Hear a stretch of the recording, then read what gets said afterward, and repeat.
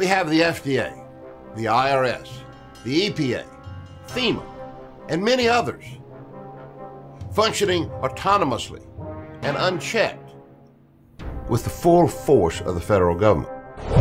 It's a government of, by, and for the bureaucrat. It really is a government that's out of control and that threatens our liberties every day.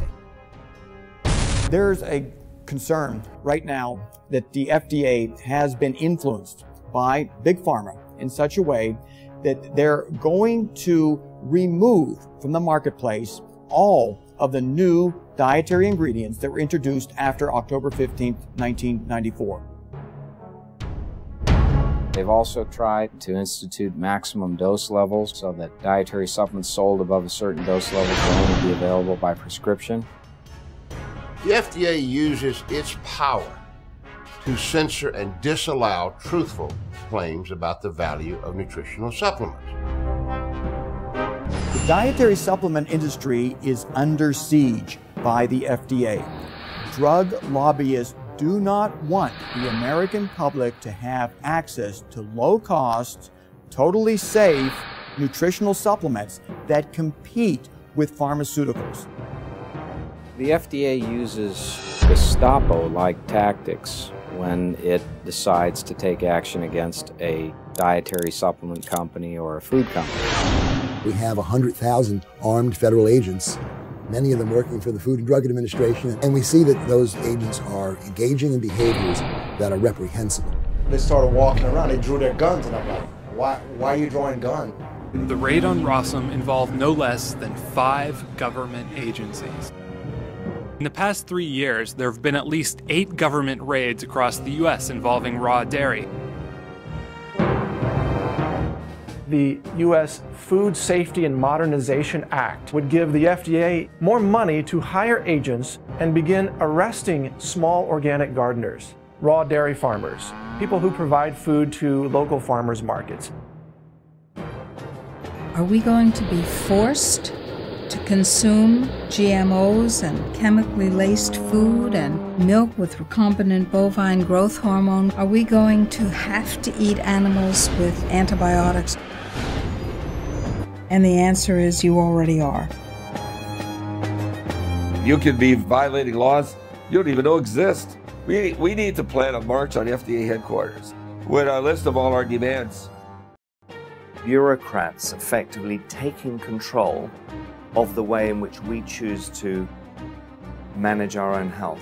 The FDA is obviously following drug company instructions. And that's really the basic problem that we have here in America. If they implement all the power they already have, we will live in a food fascism world. It's almost guerrilla tactics. It's very threatening and coercive and intimidates. The process is broken and in bad need of repair, and the American public is at risk. The FDA is truly a rogue agency being run by rogues from industry, government, academia. The drugs that are approved in this country are not always approved based on scientific data. They're approved based on who has the right political connection. It's obvious that the Food and Drug Administration should be subjected to a real house cleaning by outraged families who've lost their loved one. There are many drugs that the Food and Drug Administration has approved that are unsafe, at least too unsafe for the FDA's own medical reviewers to agree that they should be on the market. Rather than have confidence that a drug approved by the FDA is safe and effective, we now have to wait for millions of people to take it and to see what kind of reactions they have in the real world. Vioxx has killed at least 60,000 Americans. Increase in heart attack risk was over 500%. And yet the drug company making Vioxx covered that information up. Where there's criminal activity by executives of drug companies, they frequently get away with paying a fine and have no major disruption of their enterprise. They're spending $6 million a day on lobbyists in Washington, D.C. alone. FDA receives 40% of their budget from drug companies. They're hired guns, and they're out there serving the best interests of the company. They do not represent the American public. The FDA, in my opinion, has probably killed more Americans in this country than all the wars that the U.S. has ever fought combined. how can it possibly be that a branch or a division of this government is not beholden to the Constitution? This is a government of tyranny.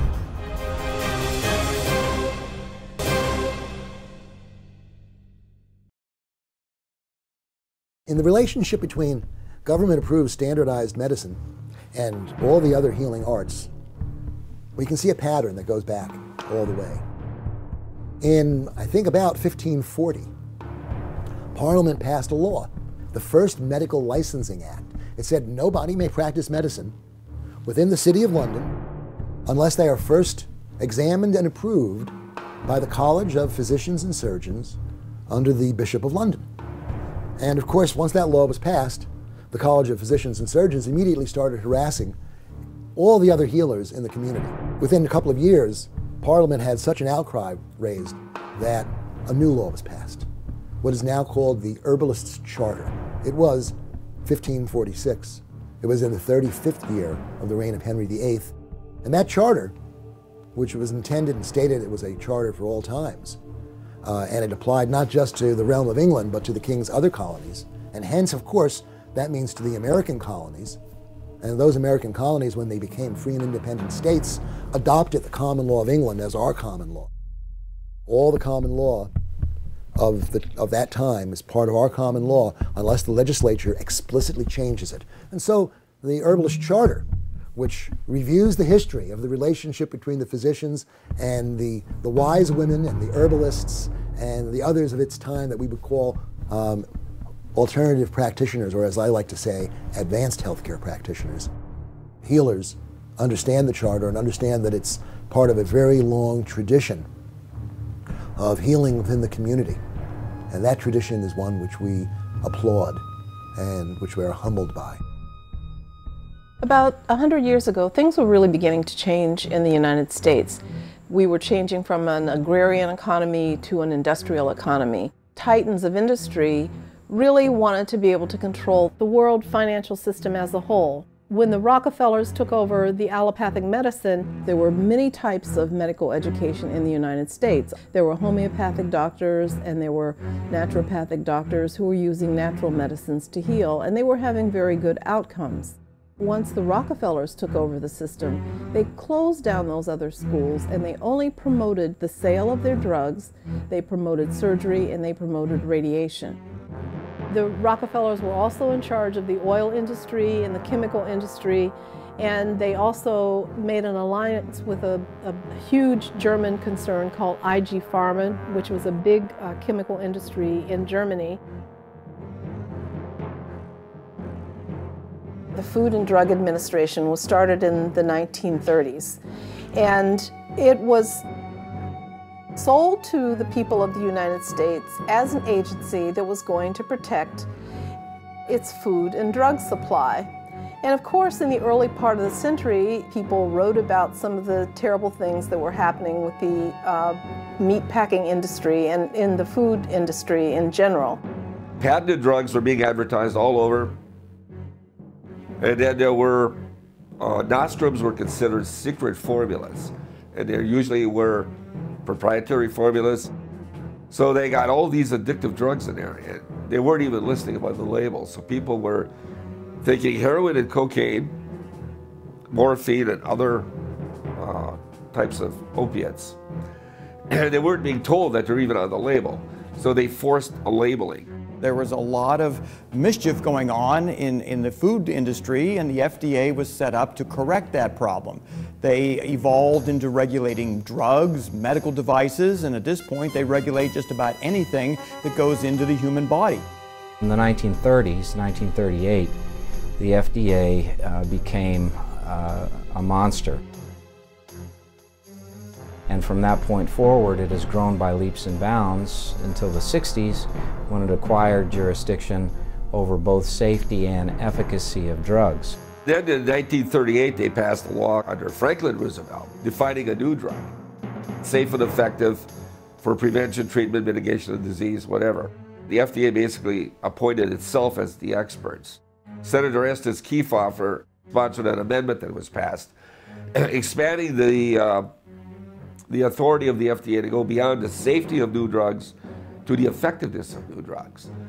And that was signed into law on October 10, 1962 by John Kennedy.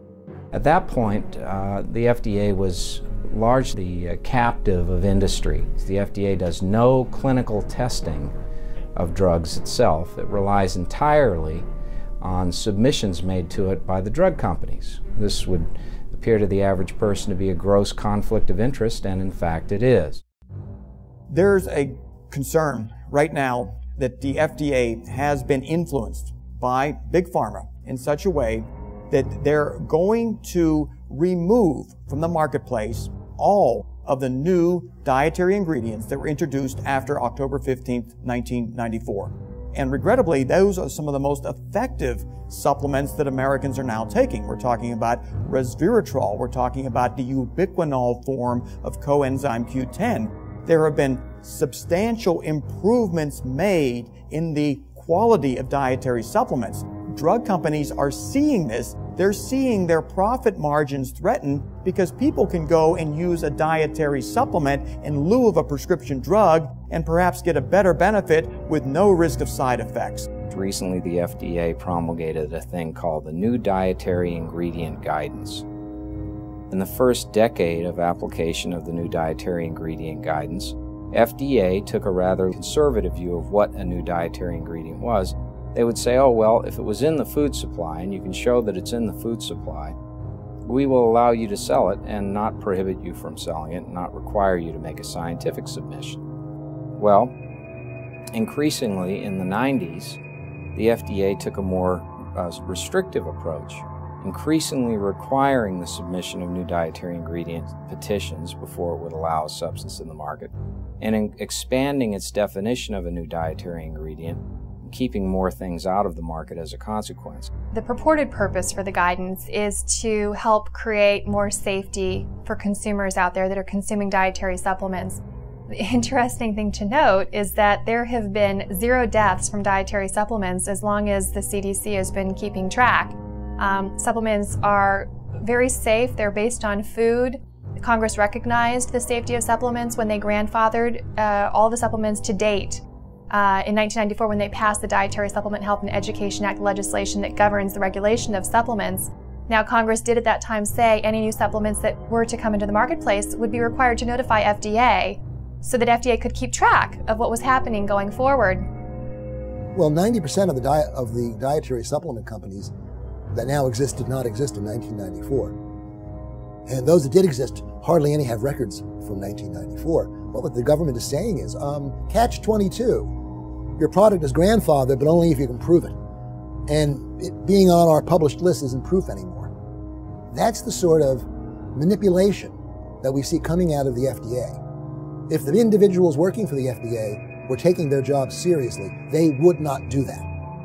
The FDA has issued a guidance that not only requires notification, it goes above and beyond by requiring basically a pre-approval system and puts in place something akin to a food additive program that requires such enormous barriers to entry, so to speak, that it will eventually, according to our analysis by law and economics professor Joanna Shepard-Bailey at Emory, it will result in a loss of almost 30,000 supplements to the American public. It would cost somewhere between $150,000 to 1.2 or 3 million per NDI submission. They've also said that an approval of an NDI, new dietary ingredient, for one company would not be transferable to any other company even if it made the same product. As a consequence, they require every company that sells the very same product to submit a new dietary ingredient petition. So there are going to be literally blizzards, truckloads, train carloads of paper that manufacturers are going to be forced to file, they can't do it electronically, with FDA. Oh, and by the way, just because they file it, do they get to use it? No. This idea of notifying FDA has been perverted into an approval process. And they did all this on purpose. It ain't making the product safer. They were safe to begin with. All they did is, it's just pure harassment, economic harassment against the dietary supplement industry. The only purpose of that is to try to push them out of business just to make room for a total monopoly of patented drugs. The American public will be at the total mercy of the pharmaceutical industry. If they want a drug that will inhibit certain cancer processes like curcumin does, they'll have to rely, unfortunately, not on a natural, low-cost, safe compound like curcumin. They'll have to go with an expensive pharmaceutical. Ingredients that we've used to manage our health, from foods to functional foods to concentrated nutrients that are sold in dietary supplements, or as we call them in Europe, food supplements, are now being given this requirement to prove safety before they can be used. And what is so interesting is that this is right at the heart of the NDI draft guidance itself, that the FDA is now trying to push through. Congress passed the Dietary Supplement Health and Education Act. Now, that legislation basically stated that dietary supplements were to be treated as food and not drugs. And FDA was directed to create some guidelines around that new dietary ingredient notification process. But FDA sat on their heels and waited. It's been 17 years. And FDA is just now coming out with this draft guidance.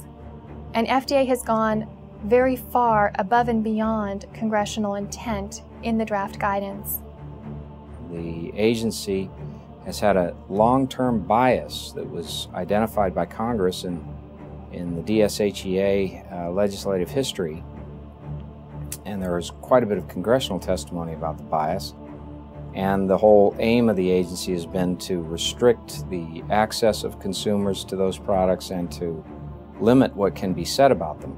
The FDA tried to circumvent it. They didn't like the idea that supplement companies were now able to inform the public about peer-reviewed research documenting safety and efficacy of nutritional supplements. So you see, this rule is calculated by the agency to have a devastating effect, to be another weapon in their arsenal to take down the dietary supplement industry. It is cleverly masked with a public safety rationale. In point of fact, the rule doesn't operate to protect public safety. So you've got 3 times as much regulations for dietary supplements as you have for pharmaceutical drugs. Senators Hatch and Harkin both explained to the FDA that this guidance goes well above and beyond congressional intent. It creates a pre-approval system that Congress did not intend, and they asked FDA to halt the process, sit down with interested parties to discuss all of our concerns. The FDA denied that request. They declined to cooperate. Now, the consumers have been made aware of this, at least the vitamin consumers who are significant. They are contacting Congress, they're protesting this. There's a chance that the FDA will not succeed. It's an interesting approach that the FDA used, creating a guidance instead of a rule, because it doesn't provide standing for any of us to pursue legal proceedings against the FDA. It's, I think, a very strong strategic ploy on their part. They're trying to keep this out of the courts because in many of the situations and sections of the guidance, they just don't have a leg to stand on. Now, a few years ago, FDA inspectors, they went around and they told everybody, you got to call all these products dietary supplements. It gives FDA jurisdiction to impose its dietary supplement good manufacturing practices on the manufacturer of that product. There's one thing that people don't know if you read the Dietary Supplement Health Education Act, is that a dietary supplement doesn't fall under that act unless you label it as a dietary supplement. Whereas you had the option of not putting that on there and leaving it under the food GMP, which is very easy to follow because it's been in effect for over half a century and it's a no-brainer. Why should we be required to go through an additional major hurdle when in fact the Dietary Supplement Health and Education Act, for which millions of American consumers fought so hard to get, basically doesn't require an additional regulatory burden for those products that are already safe and effective? Fear that the dietary supplement industry has is that if the FDA is given the power to restrict Americans' access to natural new ingredients. These are ingredients that people are ingesting as part of their diet for the most part. And then when a company extracts that and puts it into a capsule or a powder, the FDA wants to come in and say, well, now you've got to prove to us that that's safe and effective, even though there's no evidence that it's not safe and effective.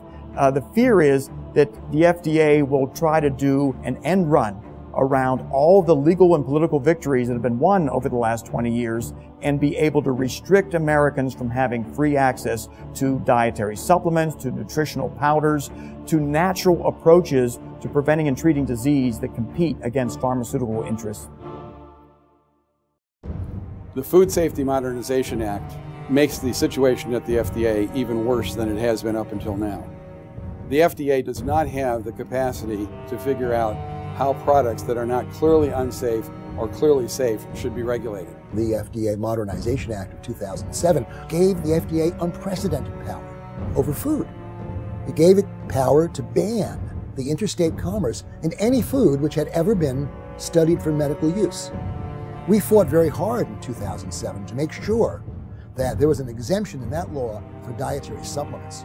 Now, we did that because we understand that agency abuses power.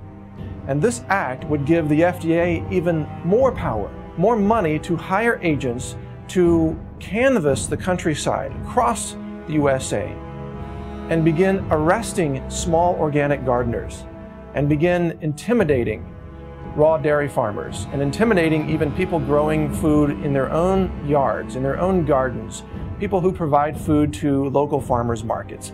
All of these people are about to be assaulted by a new regulatory wave of intimidation and oppression that is really targeted against those who produce real food in America. The idea that we would treat something that's essential as if it were harmful and require that it have all the kinds of double-blind, placebo-controlled studies that underlie drug testing is designed to undermine the health of the public, to remove choice from the individual consumer, and to take responsibility away from us for taking care of our own health. So I think there's a tremendous movement now across the country called a local food sovereignty movement, where people are tired of the FDA and the USDA and EPA covering up for the criminality of our industrial for-profit food system and basically pretending that it's the little people, it's the small farmer, it's the small rancher, it's the small grocer, it's the small restaurant that's causing the problem. And what they're going to do with that authority is what they've done with all the authority they've had up until now. And that is to argue that every product that comes on the market should be assumed to be an unsafe product until the people manufacturing that product prove that the product is in fact safe. That's a good standard for something that's intrinsically harmful, like a drug or even a food additive. It is not a good standard for products such as herbs and nutrients, which are intrinsically benign and which are products that have been used for thousands of years and are essential for our health.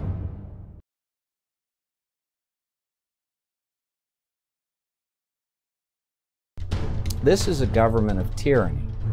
It is a government where the parties that under the Constitution are supposed to have, the branches of the government, that are supposed to have exclusive legislative, executive, and judicial power, have delegated those powers to unelected individuals who are not restricted in their actions by any serious limitation in statutory law or the Constitution itself.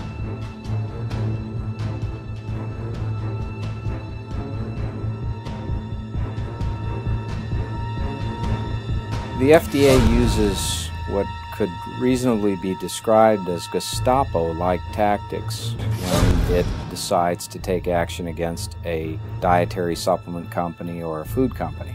The agency can come in and take everything that I own of any value, can do it without any advance notice to me, with weapons out of their holsters, barge into the business, put everyone up against the wall or kick them out of the business, seize assets, so they freeze your bank account, seize all the products, seize all of the material inside the offices, frequently taking everything, including computers, all paper, all files, even before a trial on the merits, even before I've been convicted of any crime, all based on innuendo, allegation, and they can utterly destroy my business, they can ruin my client relationships, and they can make it impossible for me to afford my defense against charges that may be civil and criminal and could result in an incarceration for as long as a life term.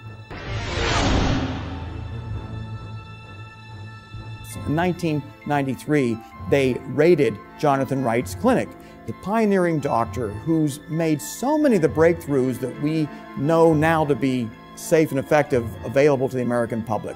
He was so successful in his medical practice that the FDA had to take action because he was getting results that they weren't seeing with FDA-approved pharmaceuticals. He was selling injectable vitamins.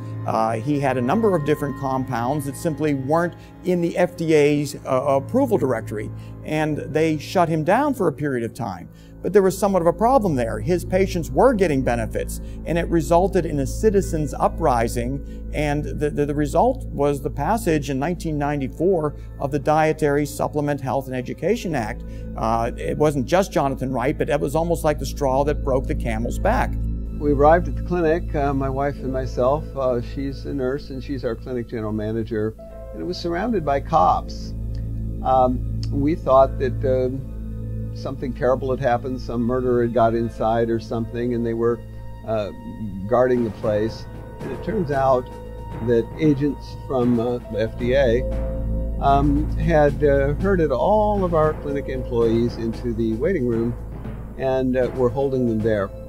Our receptionist reported that just before 9 a.m., the locked doors of the clinic had all been kicked open, and men had been running in with guns, yelling, "Raid, raid," and had presented her with a gun no less than 4 feet from her face. They had presented a warrant, which they gave me. And if it hadn't been such a, what we call it, unusual situation, I think we would have all laughed, because the warrant said that they were there to seize our B-complex vitamins for intravenous injection, and vitamin B12, and some herbal preparations. They never hurt anybody, neither before or after, but that's what they were there to seize. If you have the misfortune of thinking that you can tell the truth about a dietary supplement's effects, therapeutic effects, you will likely have a rude awakening. First, you'll receive a warning letter. The United States Attorney will then go into a federal court having acquired information frequently from a clandestine, non-public investigation by the FDA Office of Criminal Investigations. Then that information goes to a judge. They tell the judge that you're a threat to public health. They present an affidavit from an FDA inspector that says that you're selling a substance that is an unapproved new drug. It may be nothing more than vitamin C. He issues a warrant. It's usually a search warrant and a seizure warrant. One of the principal outrages occurred in the early 1930s. Now, it turns out that if one looks up the archives of the Los Angeles Times, one will find that there's a celebratory dinner held in Los Angeles for a non-doctor by the name of Royal Rife. And this celebratory dinner was attended by faculty members from the University of Southern California, all of whom had signed affidavits to the effect that cancer patients they had sent to Royal Rife, treated by Royal Rife with energies, had all been cured. All right, what happened?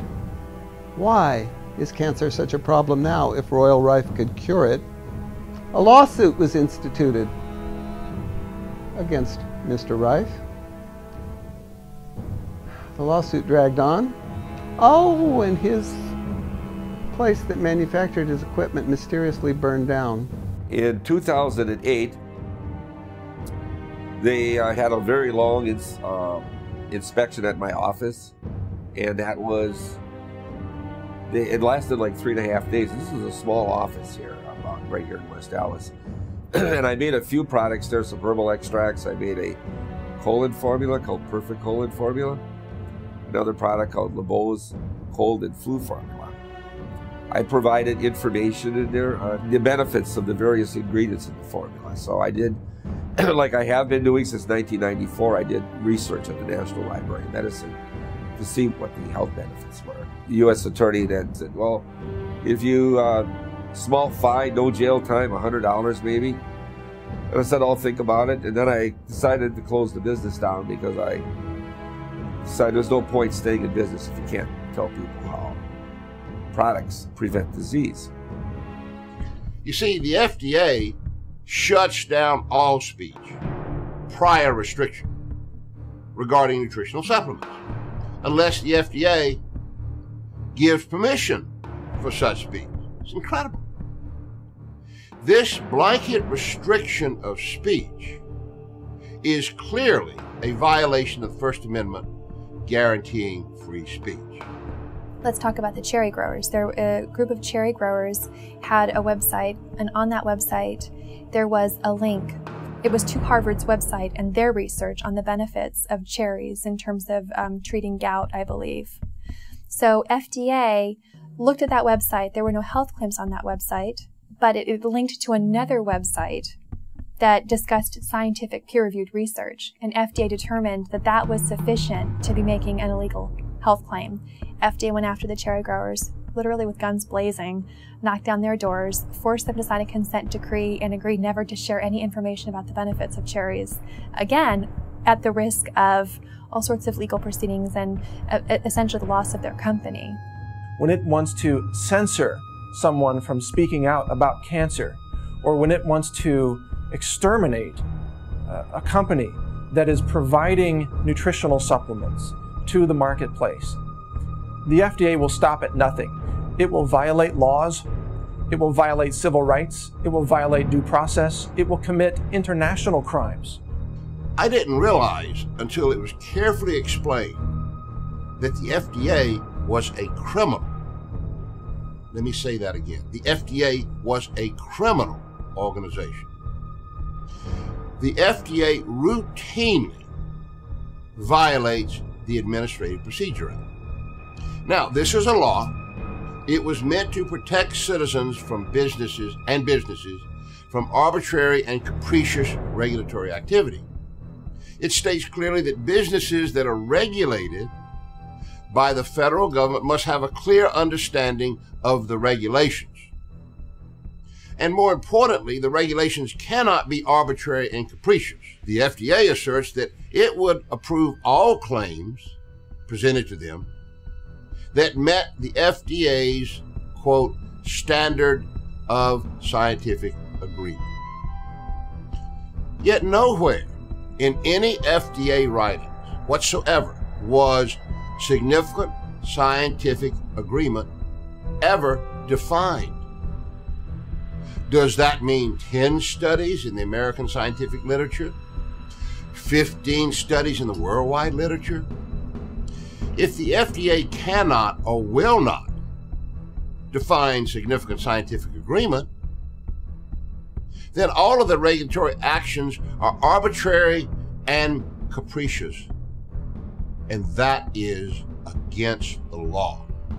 If you're involved in alternative medicine, if you're involved simply in producing a healthier, more natural food, FDA doesn't always like that because the processed food companies, they don't want the competition. FDA will respond by literally sending in armed officers to raid the makers of healthy, natural products who don't have the wherewithal to defend themselves.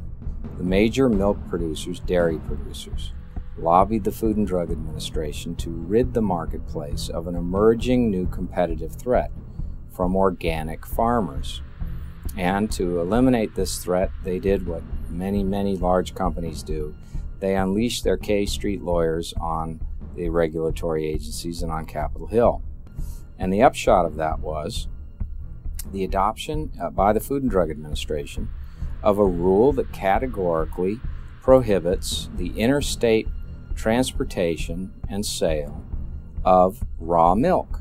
Now, it doesn't apply upon proof that the raw milk in question has unsafe levels of pathogens. It applies regardless of the safety of the raw milk.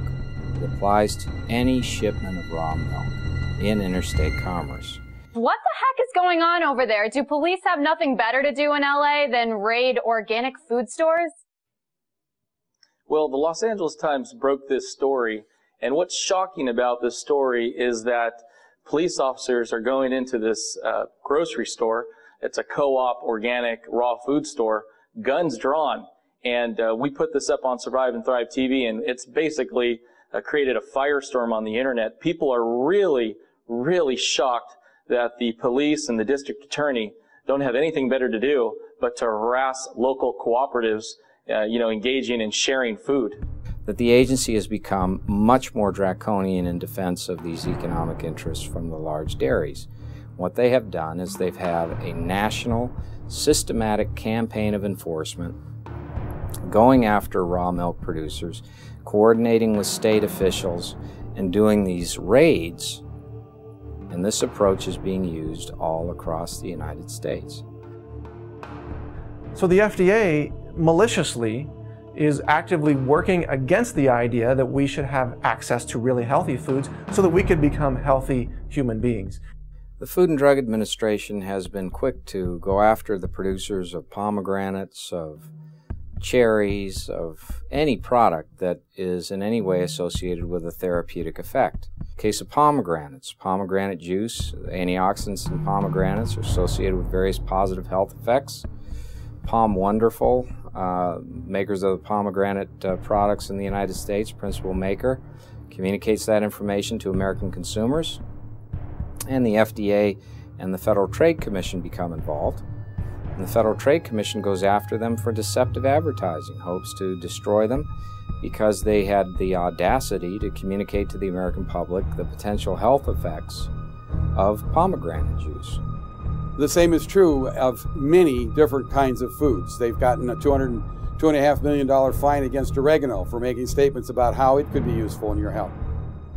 Made arguments against prunes and against cranberries. All of these things that people in their common sense could use to their benefit, the FDA is putting barriers up in front of. The walnut growers are not permitted to tell you about the benefits of walnuts. The people who manufacture nutrients are not permitted to tell you what the nutrients do in a clear and unambiguous and truthful method. They ban absolutely the right to make treatment claims for any non-drug product, and in this way they keep people largely ignorant at the point of sale so that they are dependent upon drugs as their only means of achieving a therapeutic outcome, even though the overwhelming scientific literature supports the conclusion that food fundamentally influences our health and influences our ability to overcome disease. If you tell the public that your food has these kind of health benefits, that food then transforms into a drug. And since the FDA has not approved that food as a drug for that indication, it's an unapproved drug. The FDA doesn't want you to know that foods like oranges and celery have anti-cancer elements, or that you could drink raw broccoli juice and actually prevent breast cancer tumors or prostate cancer tumors, especially if you combined it with other nutrients. But the truth is, health is available in abundant, intensive form, and diseases go away when the body gets what it needs at every level. And one of the ways that it needs to cure itself is intensive nutrition.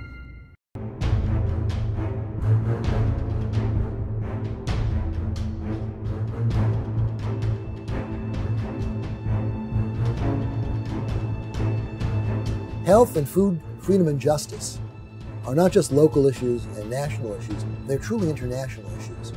We are facing challenges locally, nationally, and worldwide to our health and food freedom. We need to understand where the challenges are coming from. And they're coming from the same sources. And so we have on the international level, for example, Codex Alimentarius. That's Latin for the World Food Code. The World Food Code arose originally from the Napoleonic Code for the part of it that dealt with food trade. Codex Alimentarius was created in the early 1960s by the United Nations. The stimulus was generated by a man named Fritz Termeer. Fritz Termeer had been the head of IG Farben. The directors of IG Farben went to jail after the Germans lost World War II, for crimes against humanity. Fritz Termeer, for example, created Auschwitz, both the death camp and the slave labor camp. Fritz Termeer was involved in the selling of humans for vile experiments and in a variety of unthinkable, inhuman activities. Fritz Termeer, after he was released from prison, called together pharmaceutical executives whom he had worked with, and they asked the United Nations to take over the world's food supply as a way of moving their world domination agenda forward. The United Nations said, "What a good idea." Codex's mandate is to promote world food trade and promote safety of that food. Oftentimes, what is written in the law books and what's really happening are not the same. Instead, we have an agency which is now controlled by the worst of the crony corporatist interests. The worst case scenario for Codex Alimentarius, if it were to be implemented in the United States, would be for the almost complete suppression of vitamin mineral supplements in this country. That is, all of the high potency, all of the great variety of dietary supplements that we see would be no longer on the market. Instead, what you would see is just more low potency vitamins, Fred Flintstone kind of vitamins, nothing that would really help a person. In terms of the FDA's involvement, is what are they doing on the international stage? And of course, within the food environment, the Codex Alimentarius, the International Food Code, is basically the particular forum that the FDA gets its chance to have input into systems that govern the way in which food will be controlled and the trade in food will be managed and how the consumers of foods will be protected. What has interested me over the years in attending Codex meetings is the FDA is one of the major controllers of policy. Whatever the United States wants, pretty much Codex goes along with. And what does the United States want? The United States wants what Big Agra, Big Chema, Big Pharma, Big Biotech, and Big Medica want. The average typical Codex delegate, that they seem to be the unwitting tools of those who have another agenda, which is to push GMO crops on us, to poison us with melamine, to poison our foods, our meats with ractopamine, let alone fluoride and all the other poisons in our environment, and they accumulate in the human body. And so who's protecting us from that? Codex is supposed to do that, but in effect what they're doing is giving a free pass to a lot of the industry to push these poisons through. People who reside in Europe and frankly other countries in the world where pharmaceutical interests have had so much power that they're able to restrict the potencies of dietary supplements down to levels that are so low that the supplement no longer has any efficacy. What Americans have free access to are not available to Europeans. There is no doubt that the move by Codex to put maximum permissible upper limits on nutrients that can be traded internationally and that are permitted in food is a genocidal maneuver. Those levels are below the levels necessary to prevent the chronic deficiency diseases of a variety of nutrients that all of us need. If the United States were to sign on to Codex, once they've gotten to the end of their process in terms of determining values of supplements that are going to remain available, that impacts the RDAs and the levels. So for example, you may only get enough beta carotene that you would get in half a carrot, as opposed to the much larger amounts that we all need to stay healthy. I take 10,000 international units of vitamin D3. The level permitted by Codex is 10. That's a 1,000-fold difference. If I believe that my body requires 10,000 international units of vitamin D3, as suggested strongly by numerous research studies, why should I not be permitted to have that information. Codex says that that information has to be kept from me. Why should I not be permitted to have access to it on the shelves? Harmonization, and I capitalize the first four letters, H-A-R-M, harmonization of national standards with Codex standards and guidelines would make anything over 10 international units of vitamin D3 per day unacceptable and unavailable, indeed illegal. Daily reference amounts can very easily turn into upper limits in dietary supplements, and we see that threat. In every instance except one, the daily reference amount for the nutrient is less than the amount you need to avoid the deficiency disease. You need, if you're a woman, 1¼ grams of calcium a day to avoid osteoporosis. Reference amount, 1 gram, just below what's needed to avoid being ill. Except for one so-called nutrient, fluoride, which of course is a toxin, a neurotoxin, and a mind control drug. Fluoride, 4 grams, it's okay. The FDA has been quietly agreeing with Europe. For many Americans, this will come as quite a shock because they can go onto the FDA website and say, look, we understand that there are a lot of concerns about Codex, but don't you worry, we would never impose it in terms of our national trade. We would only have to impose it when we were to comply with WTO rules on international trade. Now, the United States government declared in the Federal Register on October 11th, 1994, that it would harmonize with international standards, even those not yet promulgated. So Codex, even if it hadn't finished its work, would become the standard for all standards in the United States. Codex itself, the Codex Alimentarius Commission, in its own strategic planning statement, they put out these booklets, and they've had 2 or 3 versions by now. They even mention that Codex, multiple times they mention that Codex will be applied at the national and international level.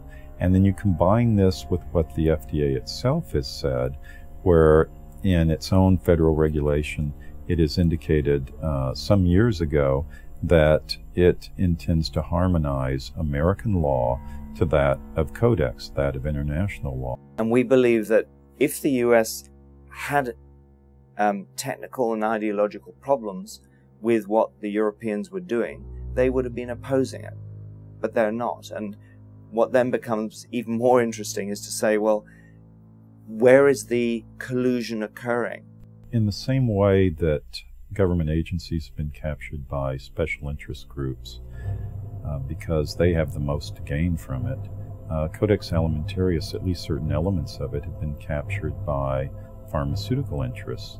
And what they've done and how they started is quite a tale, because what they've done is they realized early on, especially once the WTO came into effect in 1994, they realized that there were enforcement powers processes. That is, that once the Codex guidelines and standards were established, by capturing and directing and controlling the efforts of Codex, then they could have their agenda put in force, and their agenda being the suppression of natural alternatives that would compete with them. Because what do when they're faced with competition? They either beat it in the marketplace, or they do what the time-honored tradition is. You run to the government and you get laws and monopolistic rules and regulations passed that will enable them to put their competition out of business. So what's the best way here? Grab the global agency. And the global agency in this case is Codex Alimentarius Commission. From a Codex point of view, you've got to understand that the FDA is not being an ally to the American people. It's not speaking a language that is in any way in support of the dietary supplement industry or the practice of natural medicine. So we have a situation where we are faced with this irrational power to abuse our lives, and we have a choice. We can stand our ground, or we can knuckle under. Constant public pushback is needed to make sure that the United States does not harmonize with Codex restrictions. There is what we call the Codex two-step, which Jim Turner, president of Citizens for Health, and myself developed, where we reading the Codex rules very carefully. It's clear how they're enforced. They're not enforced by Codex. No, they're enforced by the World Trade Organization. If you violate Codex rules, you may find yourself at the end of a trade sanction. You have various treaties that the United States is a signatory to, including, but not limited to, the sanitary, phytosanitary agreements, the SPS agreements, technical barriers to trade agreement, the Central American Free Trade Agreement, the North American Free Trade Agreement. And you look at that and you see that we are increasingly tied in by this interwoven, interlocking web of treaties and executory agreements, handshakes, and the like, that we won't be able to avoid even with DSHEA. And primarily as well, there is this overwhelming sense of international harmonization, and there will just be the sheer psychological force and effect of forcing us to conform with the way the rest of the world is headed. That's a problem, and that's something that we face, and that's the response to these people who say nothing's going to happen here.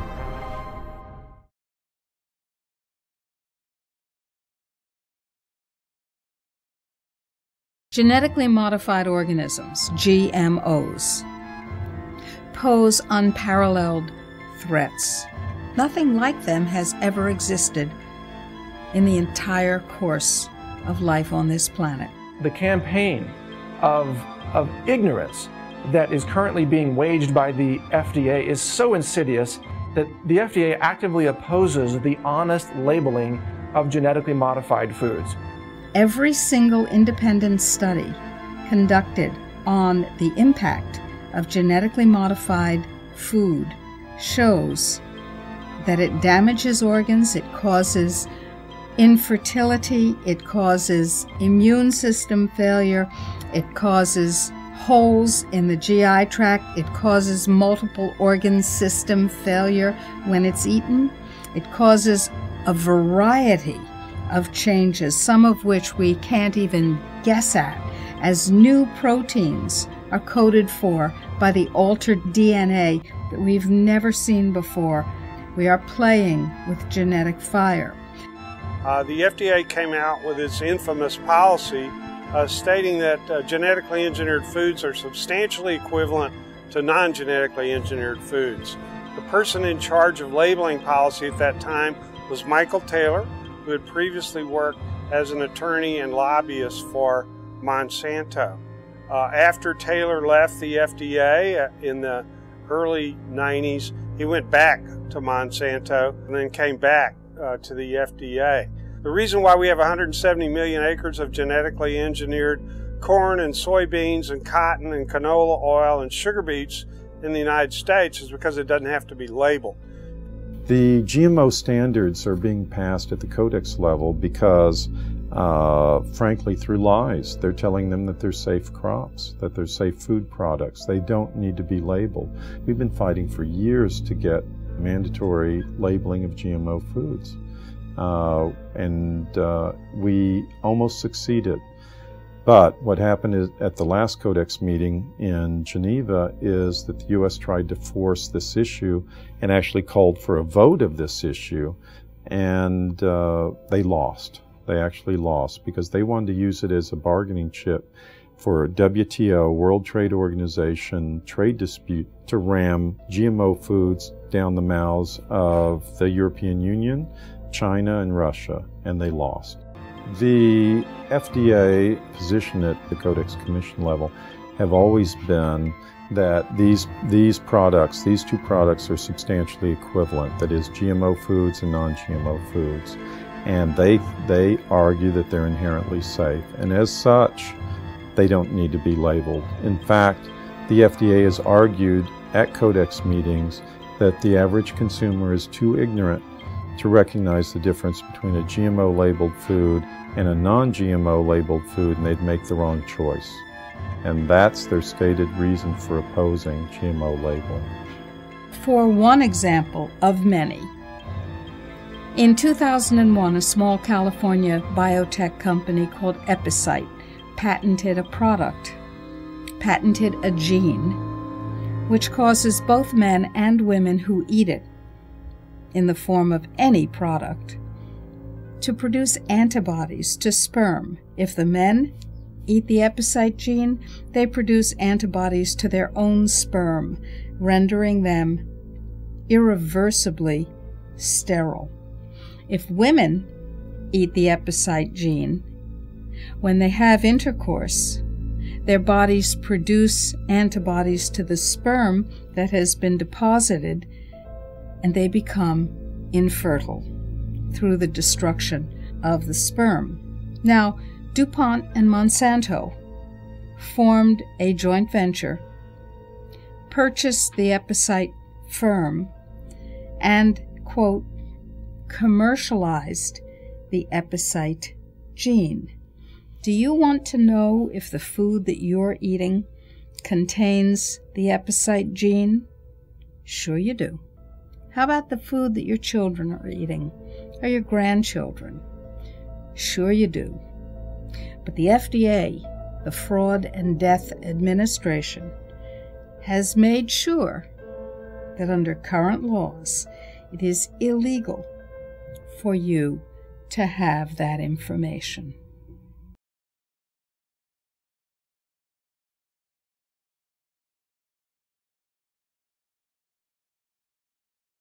The United States has been transformed from a republic, a limited federal republic that the Constitution defines, into an unlimited bureaucratic oligarchy. What is perhaps most extraordinary about the U.S. Food and Drug Administration is that whatever it says is accepted as gospel by the conventional media and the conventional medical industry. FDA receives 40% of their budget from drug companies, and it's been this process where slowly but surely drug companies have gotten their hooks into FDA deeper and deeper. You have whistleblowers and you have former FDA staff members and employees who have come out and said that it's understood that FDA works for drug companies, they work for device companies, they work for the companies who pay their paychecks. But it's even worse than that. The FDA also stacks its panels, its advisory panels, with people who have strong financial ties to the drug companies themselves. So the FDA might form a panel on whether a certain vaccine should be approved because there's a certain epidemic that's expected to occur, for example. But the FDA won't reveal that the experts on that panel, usually 80% of them, have some kind of financial ties, if not direct ties, actually taking money directly from the drug companies themselves. Some researchers have been shown to be unethical, and there have been studies where documents have been altered where subjects who did not fit the criteria were enrolled in trials. Studies that were put together for the new antipsychotics that were submitted to get these drugs approved. There were 2 doctors down in Georgia. They ended up in prison. They were down there doing these studies, just bogus clients and not reviewing the studies right, just taking all the money, supposed to be running it through a university, but really having a practice on the side and doing it. And the patients that they were enrolling in these studies were not qualified to be in the studies. I mean, just all kinds of things wrong. But yet the FDA approved those antipsychotics with studies from these guys, and they ended up sitting in prison. The FDA didn't do anything and say, well, we can't, we got to pull that approval because, it was fraudulent studies that got it approved. The problem is that almost any of the drugs, the well-known drugs, the popular drugs, the blockbuster drugs, if you will, those will inordinately have been tested in a, one can say, fraudulent way. In this little game of Monopoly where you spend $900 million and you get a new drug approval, and then the public becomes the 4th stage of testing. We find out whether in a few years so many people are dying that it has to be pulled off the market. I never questioned vaccines. I knew about drugs and that kind of thing, and I knew they would market drugs and they later pull them off the market and all that. My daughter would get her vaccinations. I couldn't believe that they would put children's lives at risk. And Now I feel like I was taken advantage of, and that I was naive, and as was Chris, and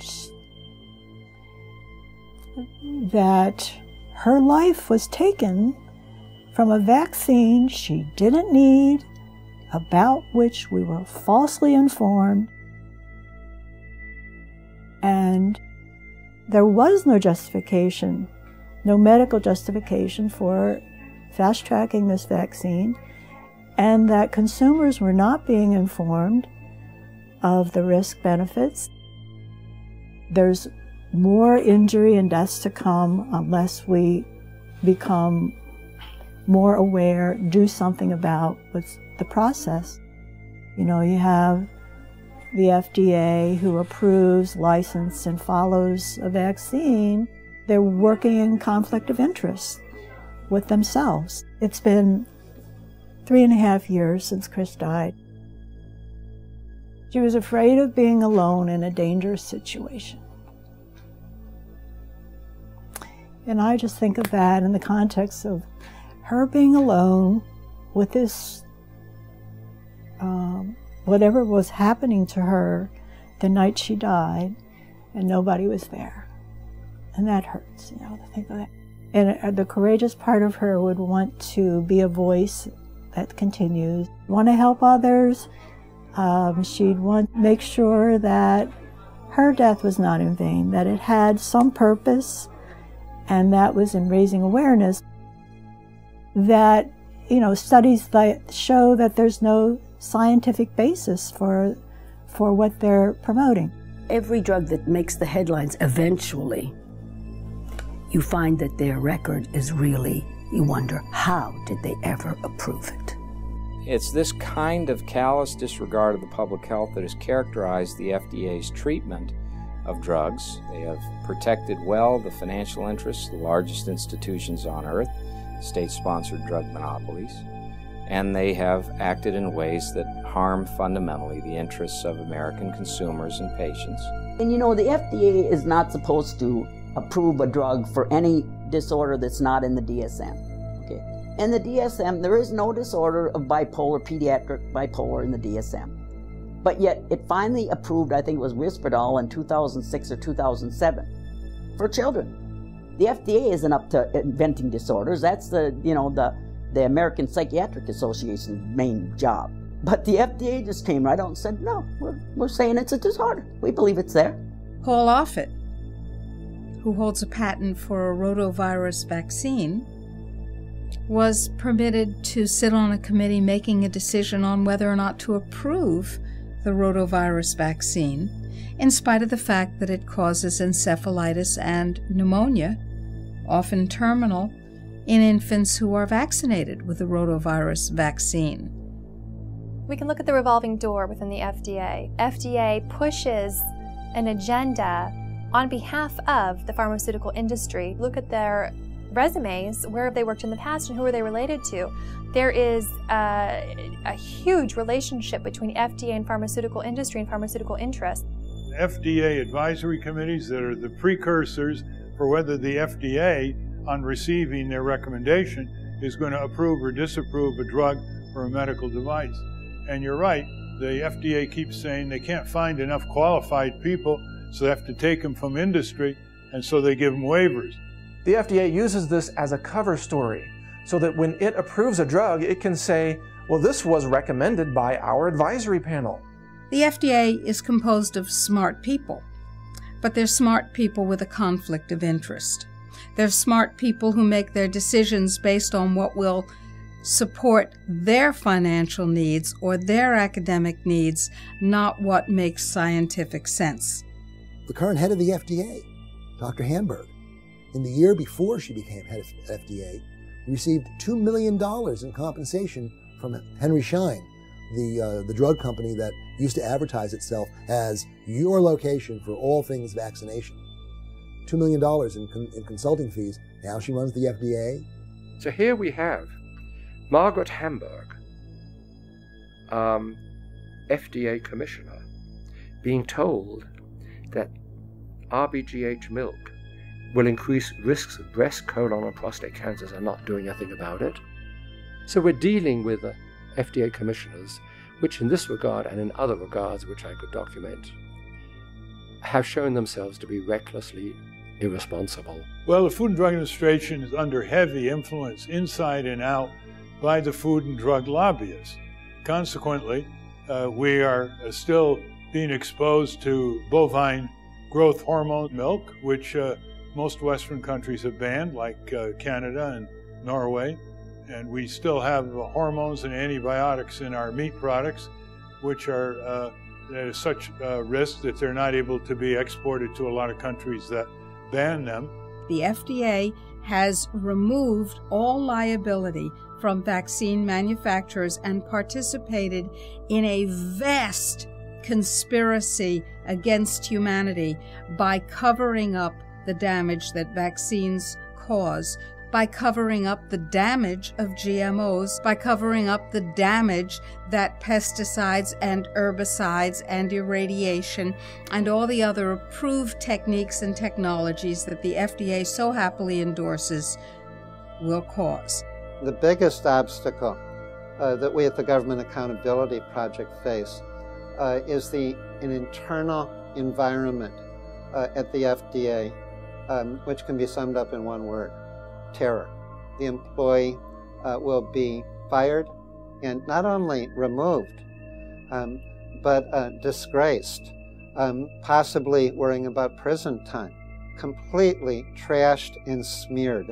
Even for the most esteemed scientists, when that type of harassment comes from the highest levels of a government agency that generally is respected, that's an extreme hurdle to overcome in the future. What's hard to understand is the enormous pressure that people that work at FDA are under, and the way that the insidiousness of the system works against the best outcomes for consumers. One person who we've worked with and talked to in great detail has had the experience of saying this drug should not be approved, and having his supervisor say to him, if you look around this room and see all the other people working here, do you realize that if we lose the money from the drug industry, these people will lose their jobs? So if you're here saying that drugs are not able to actually be approved, we're in a situation where we're putting in jeopardy all the jobs of the people you work with. The Union of Concerned Scientists did a survey of scientists at the FDA, and 40% said that they were afraid to warn the public about public health hazards due to fear of retaliation. The FDA's Deputy Director of the Office of Drug Safety, David Graham, has repeatedly stated that there's this undue influence, that essentially he who pays the piper calls the tune. I would argue that the FDA as currently configured is incapable of protecting America against another Vioxx. We are virtually defenseless. It is important that this committee and the American people understand that what happened with Vioxx is really a symptom of something far more dangerous to the safety of the American people.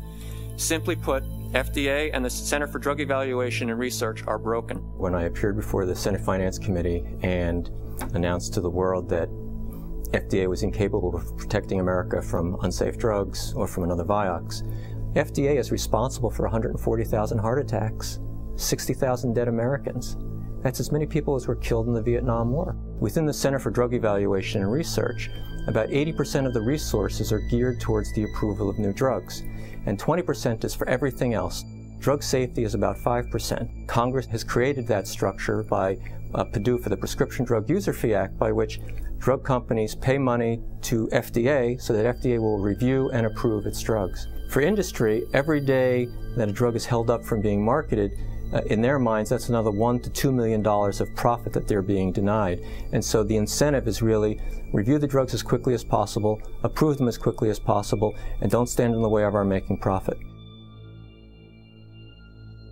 When Dr. Graham challenged this atrocity from our government's friendly fire against trusting citizens, he got what I call the SS tactic.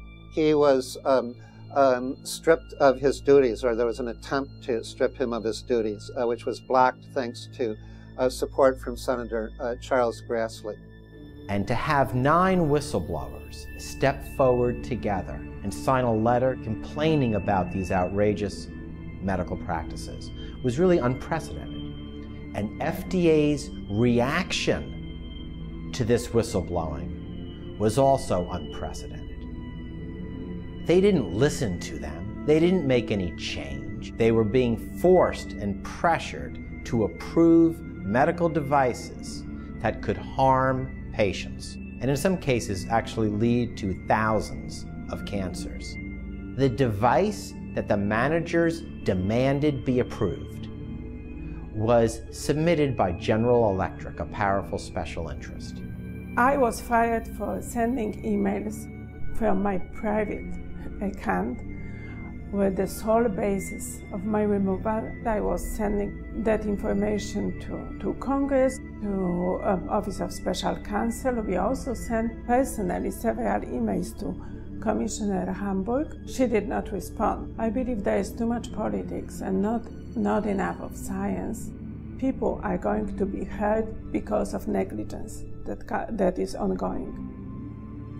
The entire regulatory process is premised on scientists and doctors and other professionals doing an honest look at these devices, the drugs, the vaccines, all of the medical tools that the FDA has to approve. It's predicated on honest and independent medical assessment. And if you corrupt that process through pressure, through overriding legitimate medical concerns, and ultimately by firing doctors and scientists who raise alternative and raise medical issues, the process is broken and in bad need of repair, and the American public is at risk.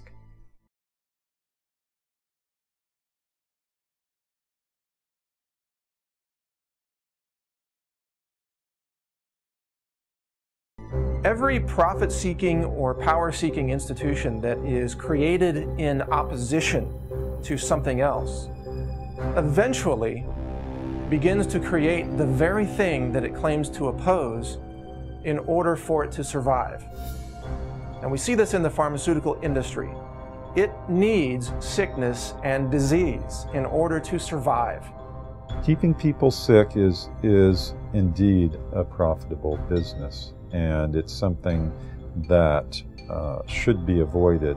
But to my mind, it's not the problem isn't that it's the for-profit part. The problem is that it's a monopolistic control by the pharmaceutical industry through their sidekicks in the government, what I would call a fatal embrace. I think the time is coming when Congress is going to have to hear the voice of practitioners and researchers who are pointing out other ways of dealing with health issues other than by writing yet another prescription. Because the fact of the matter is, most of the conditions we're dealing with today, whether it's diabetes or high blood pressure or cancer, high cholesterol levels, these are things where there isn't a single pill that's going to solve the problem. We put a person on pills not for 2 weeks to knock out a pneumonia. We put them on drugs for life to control their cholesterol or control their blood pressure.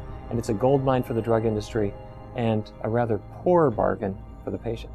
The drug companies are in the business of making money. They're not in the business of healing people.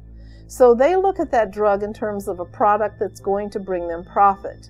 And if certain people are harmed, that is just the cost of doing business. I can be an executive of a Fortune 500 drug company, and I can acquire FDA approval for an agent that may kill people. I can know that there are going to be a certain number of people who will die from this drug. I can introduce it into the market, have those people die.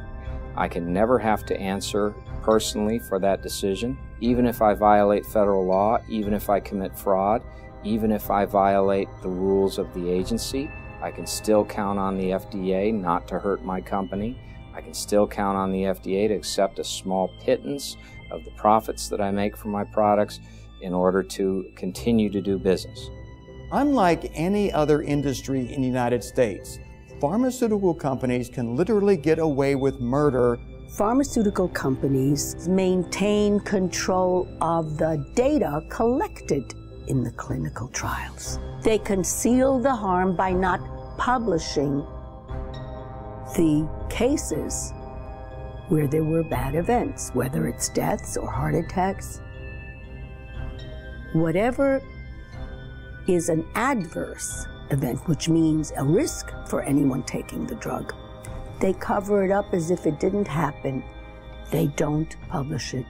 So what has happened over the last several decades is that the pharmaceutical industry in particular has become the #1 cause of disease and death in America by poisoning people, essentially, with its toxic chemicals, by weakening people's immune systems and weakening their liver, weakening their neurological functions so that they become future revenue-generating patients. About half of all of the drugs that are approved for public distribution are quietly recalled within about 5 years because they're too dangerous. Vioxx has killed at least 60,000 Americans. It caused about 130,000 excess cases of heart attack and strokes. It's one of the most lethal drugs ever approved because it was used by so many people. The FDA commissioner, looking at his medical reviewers, refused to remove that drug from the market. Then FDA Commissioner Lester Crawford stood by Merck and defended that drug. He also believed that the drug was appropriate for use in pediatric rheumatoid arthritis patients. So he approved it for kids. The total sales of Vioxx over its period of time it was allowed on the market was over $11 billion. And they had to pay the federal government a $950 million fine. They've paid out about $4 billion in settlements to the victims of Vioxx. But the company is way ahead of the game in their fraudulent marketing of Vioxx. There are many other drugs that can fall into the category of unsafe drugs that have been approved. Bextra, for example, had heart toxicity risks and ultimately was removed from the market because of those risks, but for many, many years, the FDA kept it on the market. The company making Bextra, again, covered up the lethal dangers, and they promoted it for uses that it never should have been used for, such as post-surgical pain relief. Statin drugs have been approved despite the fact that at the time the FDA convened its medical panel, review panel on the statin drugs, the panel at first refused to approve the drug. Well, the unfortunate reality of the drugs is that they block production of an essential energy enzyme, coenzyme Q10, which can lead to heart failure.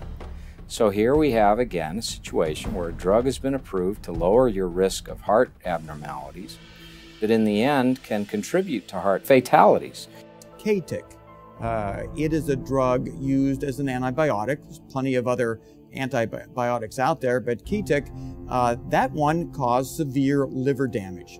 FDA had a hint that there was liver damage before the approval, but they approved it anyway. What's really frightening is the clinical study that was done to validate the safety of Codex never occurred. It was done at a clinical research facility that was closed at the time that the alleged study was conducted. But Codex did get approved, and as a result, it killed a lot of people, destroyed their livers, necessitated liver transplants, thereby ruining people's lives. It was something that never should have been allowed on the market, eventually was withdrawn, but it never should have been approved in the first place. There's one drug, tracelol. Tracelol was used during heart surgery to prevent some bleeding, to control bleeding. And when they finally found that tracelol killed about 1,000 people per month, the drug company actually went to a very famous Harvard professor and tried to drown him in money to schmooze things over. Well, the man was so disgusted with that approach, he went public, and tracelol was taken off the market all over the world. But guess what? Only in the US, the FDA issued a warning. Well, how could we interfere with drug company profits? Tracelol's withdrawal was delayed for 2 years because the company did everything possible to keep it on the market. They were charging $1,000 per injection. They wanted as many people to be on this drug for as long as possible so they could continue making outrageous profits. Most of these really terrible drugs are prescribed chronically. They're tested 6 weeks, but they're taken year after year, and that's buildup. When a drug has toxicity, it builds up. Diabetes doesn't happen overnight, although it is frightening the fast speed at which children become diabetic from antipsychotics.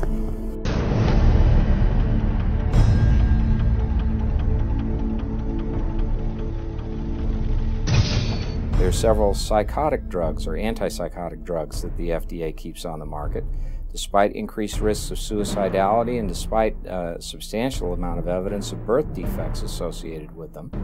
And there's Paxil, Zoloft, Fexor.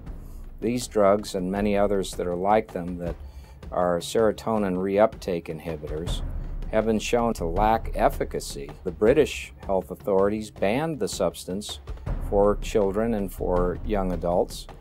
And in the United States, instead, the best that could be done was a black box warning, so that here in our country, we still make these drugs available to youth and increase the risk of suicidality as a result.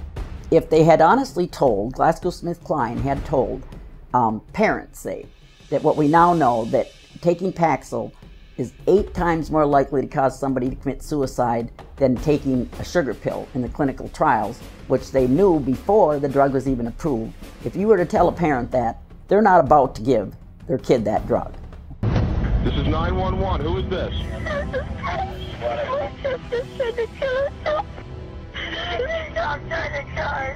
Where is your sister? What is she trying to do? Take pills?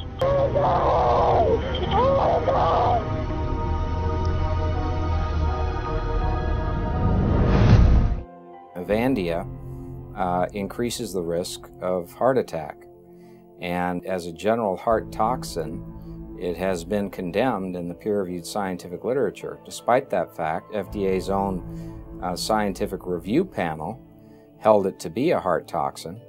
Commissioner Hamburg decided that she would keep it on the market, available to those who are currently using it, for precisely those people who are at the greatest risk of a heart attack or other heart abnormality arising from the drug. Accutane.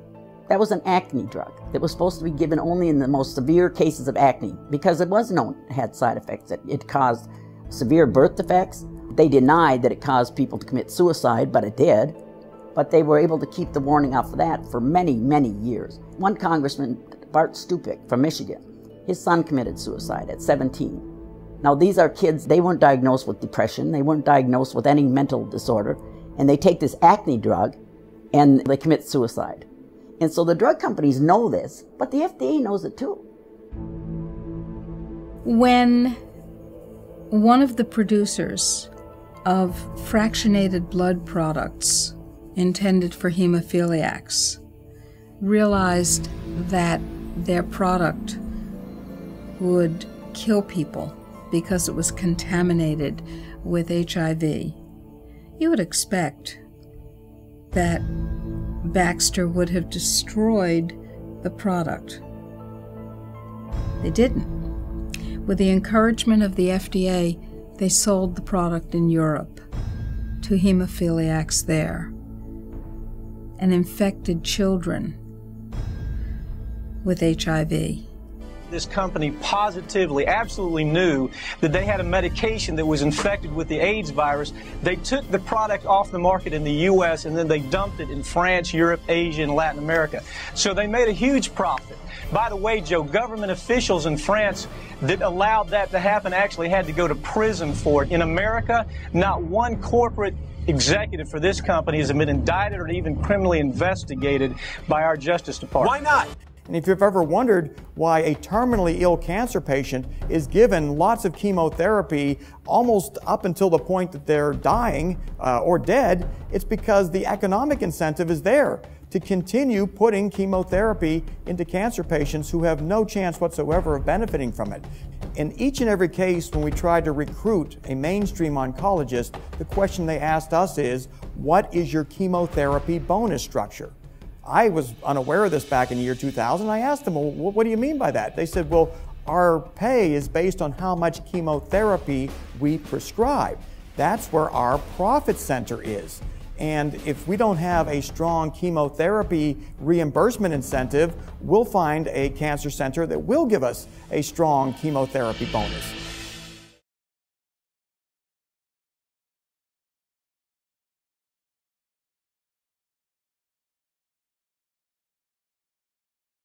Nine-tenths of all laws made by the United States are not the product of those we elect who work here, but the product of those who inhabit the Independent Regulatory Commission, who are unelected, unaccountable to the courts, the Congress, the American people. It's interesting that in the Declaration of Independence, they listed the acts of tyranny by King George III. It was stated that King George has created a multitude of new offices and sent swarms of officers to harass our people and eat out their substance. Now I ask you, what is the difference between King George and what he was doing to the citizens of this country and what the U.S. regulatory agencies are doing to them today? And the correct answer to that question is there is no difference. The system is so broken that it can't be repaired. It can be pressed. It can be shaped by serious amounts of pushback. But ultimately, if we're going to protect our lives and our health, we have to completely redo the system. Right now, the regulated industries, food and drugs, totally control the regulatory process.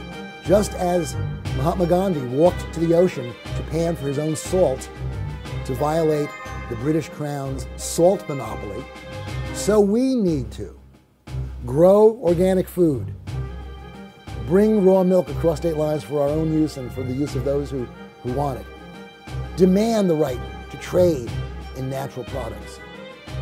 Well, the question always arises what to do. Should we write our congressman about the transgressions of the FDA? Of course. Make some noise. The only thing I believe that will save this country is for the executive and the legislative branches of government that have power, use that power to dismantle or strictly eliminate the illegal activities of these regulatory agencies. We're not going to solve the problem by incremental reforms. The system is too corrupt from top to bottom. We're going to have a mass uprising, hopefully mainly nonviolent, of the citizens of this country. I think we're going to have allies all over the world when we do this. We're going to have a second American Revolution because we do not have a democracy. And the type of authoritarian system that we're living under right now is not just a threat to our economic livelihood. This is a threat to our lives, a threat to our children, our grandchildren.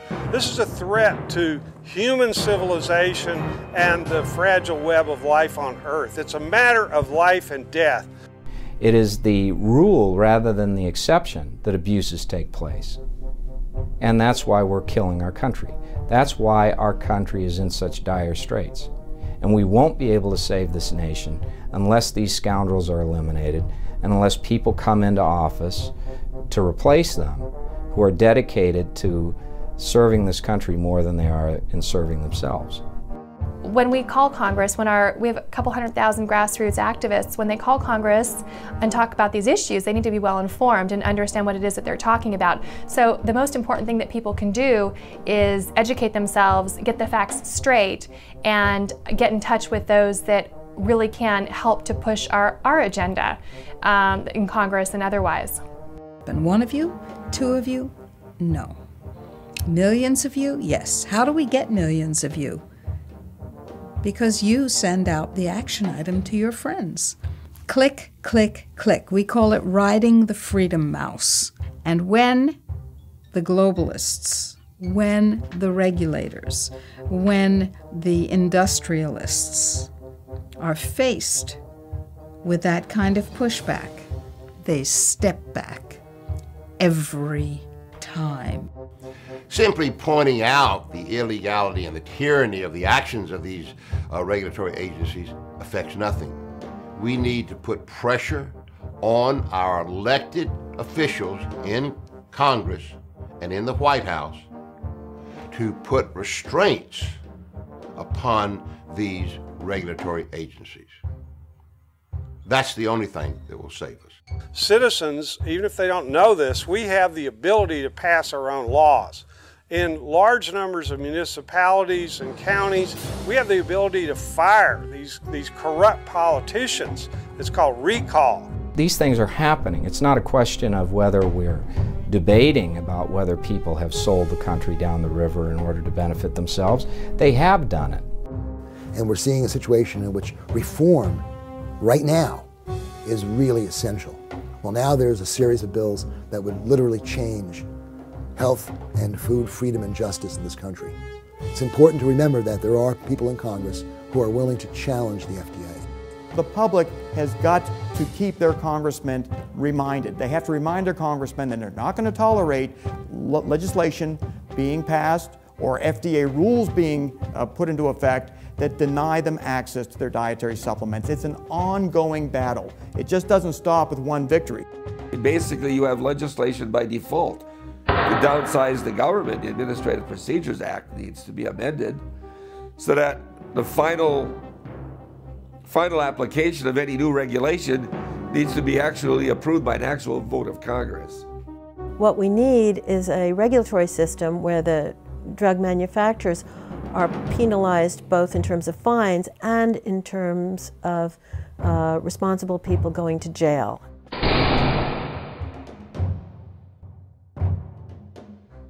We actually take these executives from drug companies to court. We actually require that new drugs are more effective than older drugs. And when we have some nutritional factors that play a key role in the prevention of diseases, that government should step in and finance research.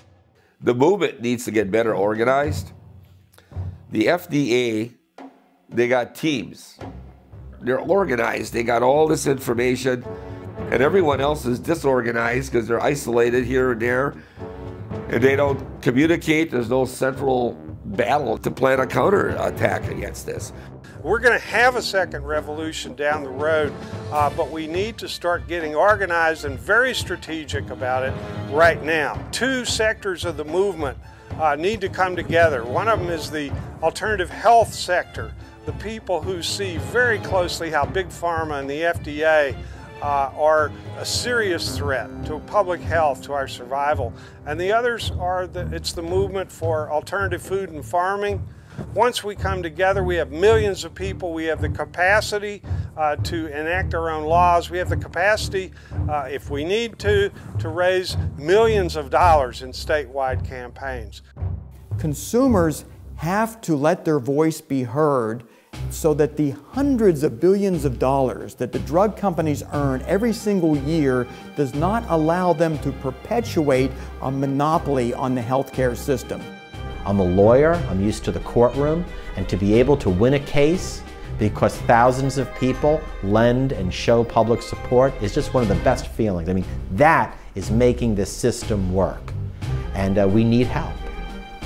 We all need to come together and increase our ranks because we really need to build an army. Just going to Congress, we're not even getting results. We need to confront our oppressors directly and then get the attention of the national news media. But, you know, this has to be well organized. When we think carefully and when we stand their process on its head and use it to our advantage, we prevail. Here we are today with the greatest threat coming not from foreign foes, but from domestic ones, but who are actually filling the elected offices of the United States government and also the unelected ones. So it is our duty to reassert our sovereignty, to take back the power and the ability that we once had to ensure that those rights are protected once again. Our country was founded to protect the Constitution and the Bill of Rights. They didn't give them the mechanism to where a president and a Congress can merely pass a law that is more powerful than the Bill of Rights or the Constitution? No. They said you had to jump through hoops. You have to amend the Constitution to change it, which we all know is probably a 10-year process at the most. They wanted to make it difficult to do that. And yet we blindly now are passing laws that render the Constitution and the Bill of Rights worthless documents. And I think that's where the trouble comes in. We're not following the official documents of how our country is to run, and if you don't do that, then what do you stand for? There's really only one answer. Why do you sell your government away? Why do you sell the rights of people away? Why do you abandon this country? Well, you do it because you're a traitor. Because you value yourself more than your country. Because you value your own economic future more than you do the welfare of the American people.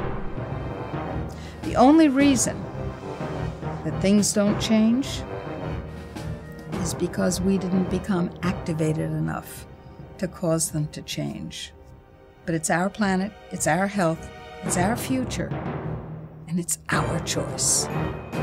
We are the people. You will not take our rights, you will not take our liberties, and we will not let this stand.